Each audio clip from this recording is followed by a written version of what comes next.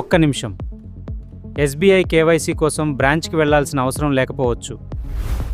WhatsApp ద్వారా ఎలా పనిచేస్తుందో ఇప్పుడు చూద్దాం. ఎస్బీఐ కేవైసీ అప్డేషన్ చేసుకోవడానికి వాట్సాప్ ఓపెన్ చేయాల్సి ఉంటుంది. నేను వాట్సాప్ ఓపెన్ చేస్తున్నాను.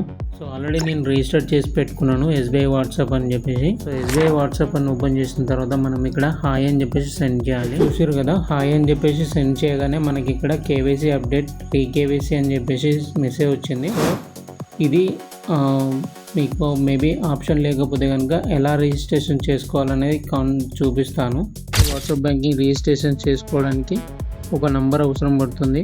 సో నంబర్ ఏంటంటే 9066 అని చూపించిన విధంగా ఎస్బీఐ వాట్సాప్ బ్యాంకింగ్ అని చెప్పేసి మీ కాంటాక్ట్లో నంబర్ సేవ్ చేసుకోండి.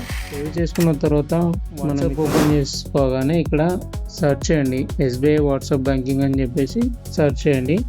సెర్చ్ చేయగానే మనకి ఇక్కడ ఎస్బీఐ వాట్సాప్ అని చెప్పేసి వస్తుంది. సో ఇక్కడ స్టార్టింగ్ మనం హాయ్ అని చెప్పేసి మెసేజ్ సెండ్ చేయాలి. సో హాయ్ అని చెప్పేసి సెండ్ చేయగానే మనకు welcome to SBI WhatsApp banking, please read hour terms and conditions అని చెప్పేసి వస్తుంది. సో ఇక్కడ టర్మ్స్ అండ్ కండిషన్స్ పీడిఎఫ్ అని ఉంది కదా, సో దాన్ని డౌన్లోడ్ చేసుకోవాలన్నమాట.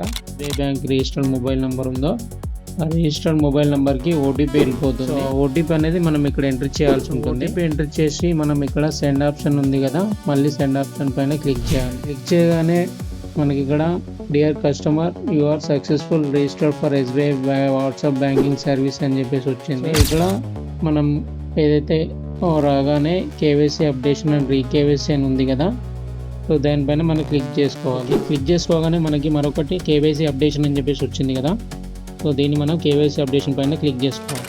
కేవైసీ అప్డేషన్ నేను క్లిక్ చేయగానే నేను వీడియో చేశాను కదా, సో వెబ్ ఆప్షన్ నుంచి కేవైసీ స్కాన్ చేసుకొని ఎలా చేయాలనే దానిపైన చూపించాను. Same as it is same అదే ప్రాసెస్ అండి.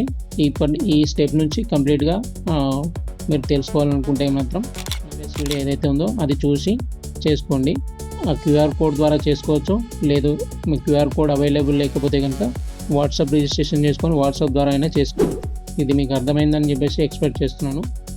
ఇలాంటి ఉపయోగకరమైన బ్యాంకింగ్ టిప్స్ కోసం ఇప్పుడే ఫాలో చేయండి. ఈ వీడియోను మీ కుటుంబ సభ్యులతో కూడా పంచుకోండి.